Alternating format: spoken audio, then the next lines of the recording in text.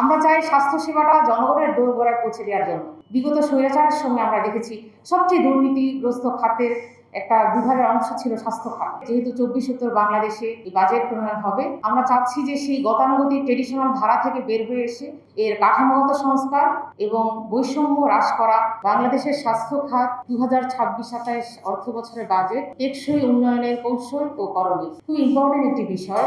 তবে আমার মনে হচ্ছে এটা আরেকটু আগে আলোচনার সুযোগ থাকলে এই প্রোগ্রামটি তাহলে ভালো হতো, কারণ অলরেডি সরকার হয়তো একটা খসড়া বাজেট নিয়েছে।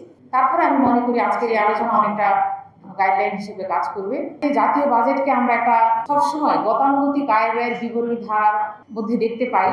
আমরা চাচ্ছি এবারের বাজেট, যেহেতু 24 বাংলাদেশে এই বাজেট প্রণয়ন হবে, আমরা চাচ্ছি যে সেই গতানুগতিক ট্রেডিশনাল ধারা থেকে বের হয়ে এসে এর কাঠামোগত সংস্কার এবং বৈষম্য হ্রাস করা, ডিসক্রিমিনেশন যেটা হয় আমরা জানি, যেটার বিরুদ্ধে বৈষম্যমূলক আচরণ এবং বৈষম্যমূলক যে প্রথা সেটা ভেঙেই কিন্তু এই আন্দোলনটা হয়েছে। সুতরাং সকল ডিসক্রিমিনেশন ঊর্ধ্বে উঠে আমাদেরকে এই বাজেটের সার্বিক যে খাতগুলো রয়েছে সেগুলোকে আমাদের প্রায়োরিটি দিতে হবে। বিশেষ করে আমরা জানি যে স্বাস্থ্য সেবা এবং স্বাস্থ্য যে খাত, এটা একটা প্রাইমারি এবং প্রায়োরিটি একটা খাত, কারণ এটা ফান্ডামেন্টাল রাইটসের অংশ জনগণের, যে প্রপার স্বাস্থ্য পাওয়া। আমরা আমাদের বিজ্ঞ আলোচক এবং কিনোট যিনি উপস্থাপন করেছেন সম্মানিত প্রেজেন্টার, তিনি কিন্তু খুব সুন্দরভাবে, আমার সম্পূর্ণ দেখার সুযোগ আমি সকালে পেয়েছি, খুব সুন্দরভাবে তুলে ধরেছেন যে বাংলাদেশের স্বাস্থ্য খাতে যে বরাদ্দটা রয়েছে জিডিপির প্রায় 2.5%, যেটা আন্তর্জাতিক মানদণ্ডের তুলনায় অনেক কম। এবং এর ফলে আমরা দেখতে পাচ্ছি যে